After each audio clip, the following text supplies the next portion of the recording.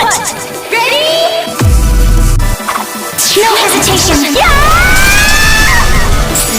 Blazblue Cross Tag Battle! With you by my side, I have nothing to fear. Yeah, let's do this! Yo, what's up guys, Memory here. Been a while since we debated about anything tag related. So, let's talk about the players of Cross Tag. Who's better, casuals or sharks in BBTAG? Before we get started, I wanted to say thank you to everyone that wished me a happy birthday on my Azro vs Ruby video. I appreciate everyone's kind replies on my special day. Also, Flame Pit and Nakai. Yeah, I'm talking to you two motherfuckers. At the start of the year, I had everyone vote whose series they liked more, and guess which one of you they picked. Congrats, Flame Pit. Your prize for winning is an OC I will commission AMBZ to draw for you to use on your channel, and $50 that I will send you through PayPal. Give me your info later, and congrats again. Now on with the controversial program. Oh, how I've long waited to make a video like this. I mean, what better way to put the series on temporary hiatus than to share my opinion? The most dangerous, most offensive thing any online personality can have in this day and age, but an opinion on the players of Cross Tag Battle. Memory, why are you doing this? Because, Noelle, other than the constant crying I've been subjected to hearing for almost half a decade about the game itself, a common statement that gets thrown around a lot is the BBTAG community is toxic. Really? I shit you not. Motherfuckers act like if you step in lobby 1, a platinum player will try to cancel you and get every goon in there to gang up and destroy your life. This notion becomes even more apparent when people discover me. They get surprised to see a BBTAG creator still uploading and laughing like a fucking hyena with his homies. While the player base on the surface looks like everyone's drama hungry and beefing all the time, I'm over here happy as a motherfucker. I play a game I enjoy with friends I can vibe with, a community that supports me, and Noelle's voice actor even approves of my work. Why wouldn't I be happy? I got everything I ever wanted in a span of 4 years at 5K subs. I just keep adding new milestones and continue this journey for you guys. So, you want to know how to maneuver through the FGC and find your place in it? I'm here to show you how to do it.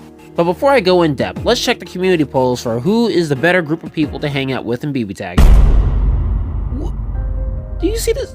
How did you think this would go? I mean, don't get me wrong, I knew Sharks were gonna lose, but not by a landslide. Yeah, guys, Sharks are commonly disliked among the whole of the FGC. I mean, hey, don't get me wrong, they're fun to watch, and their big brain gameplay is inspiring to see. But to actually fight them? Oh my god, bro. Oh, hell no, man. What the fuck, man? Get your ass. Getting mad, buddy? Yo, don't nigga, you play Hilda! Shut your bitch ass up! As you can see, this is generally how casuals and sharks respond to each other online. On one side, you got a player telling the loser, just go back to the lab. And on the other side, you got a player telling the winner, go take a shower! Hence, the famous insult for top players, sweats.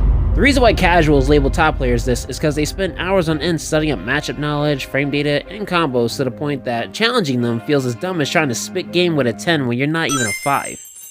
And actually thinking you had a chance. Because the FGC is a competitive environment, there's no such thing as perfect harmony.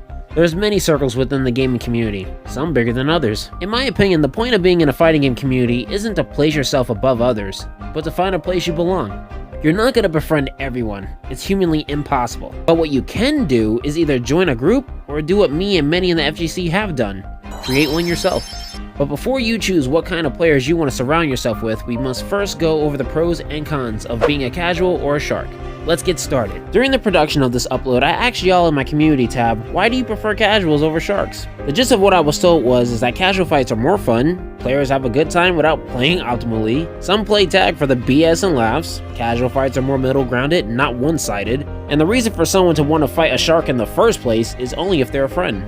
These comments make so much sense because they're true. Take away having no matchup knowledge, lapping, dust loop, using your brain in any capacity, and what do you get? Can't escape from crossing fate.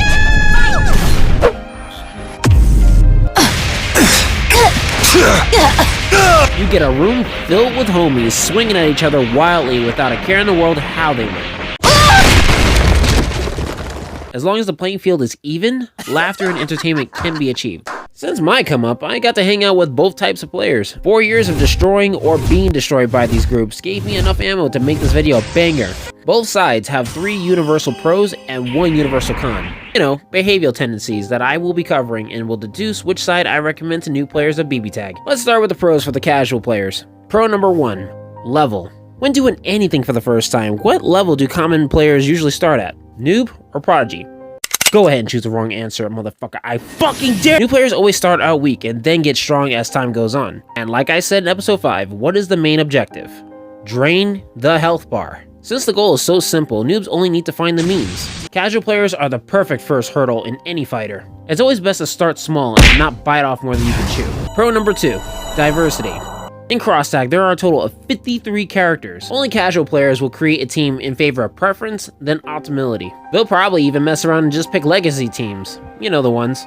Team heroes, team villains, team heroines, team antagonists, team cats, team robots, team monsters, witches, etc. Why make a team with good synergy when you can make a team out of your favorite characters? And last pro, growth.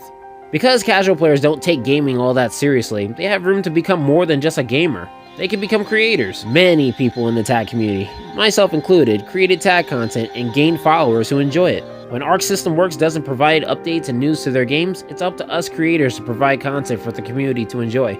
Casual players don't need to be good players in order to get fame or recognition. Casual players could just be entertaining individuals building their communities based on let's plays, reviews, artwork, CMVs, memes, or animation. Sharks may be the better players, but that doesn't mean you can't gain more relevance than them by being a creator.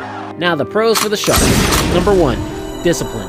After hundreds upon thousands of fights, Sharks have become battle-hardened. Sharks have developed high-level gameplays they practice and labbed so much to the point casuals have to duck them in order to protect their mental stability. In tag, Sharks mastered 3 things: matchup knowledge, frame data, and synergy. Because they did their homework, fighting Sharks always feels one-sided because of how much they exploit your weaknesses. Number 2, meta. Sharks who compete in tournaments are the founders of tier lists. Because they're the ones that are doing all the winning, of course the majority are going to value their opinion.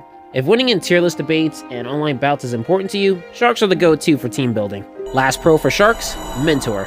Like I've been saying, because Sharks are so good at what they do, it's natural for them to pass on what they know to peers or even the next generation. Ever wonder why most old people preach about tradition, morals, and effort? It's because they've been there, done that. They understand that mashing at round start is bad if you don't know frame data. They understand that doing a DP while an opponent is blocking is wrong because you won't recover fast enough and will be punished for it. They understand that if you call your assist at round start while mashing, you're setting yourself up to get touch of death. They were ignorant like you once and got put on their back for lacking. They understand your struggle. Now they want to teach you how to deal with it properly. If you cut this game on with the intent to win, but you don't want to understand how you got touch of death that round start, your ignorance will be your mental downfall. Screaming your character is cancer, my character can't do anything, this game is trash too many times, it's just gonna make you clip-worthy content for players and creators like me to laugh at. Name calling is what starts pointless drama. Speaking of drama, it's time to talk about the cons. Let's start with the casuals. The number 1 con to being a casual? Rage quitting. Hey yo, you ever see this abruptly show up on your screen in the middle of whooping someone's ass? I promise you, this is not a phenomena intervention. Y'all wanna know why this is their number 1 con? Cause rage quitting makes the loser take it out on the game, the player, or the controller. And the ones that win in the end is the player that got that reaction out of you and GameStop. There is nothing honorable, respectful, graceful, or cool about it. Justifying it only supports the mentality of a quitter. Because most casual players lack matchup knowledge, hate characters the FGC deems to be meta, and only crave victory, always resort to this and are subjected to being entertainment for clip enjoyers. The number 1 con for Sharks? Smurfing. Tag players, I have a question for you.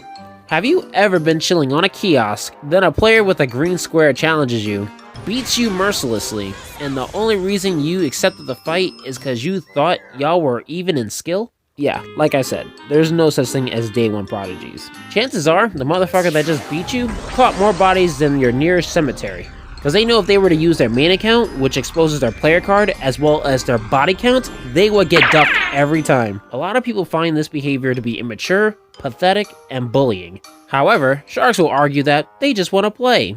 Stop the cap.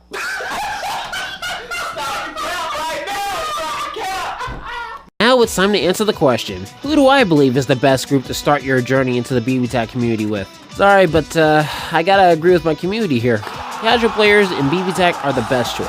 It's 2023. Who is taking this party game other than the tournament players seriously? Get strong at your own pace, don't look up tier lists and start asking top players for advice. All that's gonna do is get you to beef with anyone that plays with meta characters and make you look down on beta characters. If your goal isn't to be one of, if not the best player in BBTAG, do not take this game seriously. As someone who grew my audience from being a scrub player to a well-known animator and reviewer, I can safely say I don't need to be good at this game to enjoy it. So, I hand the question off to you. Who do you think is better? Casuals or sharks? Let me know in the comment section what your thoughts are. Till then, have a nice day and see you later. Let's go.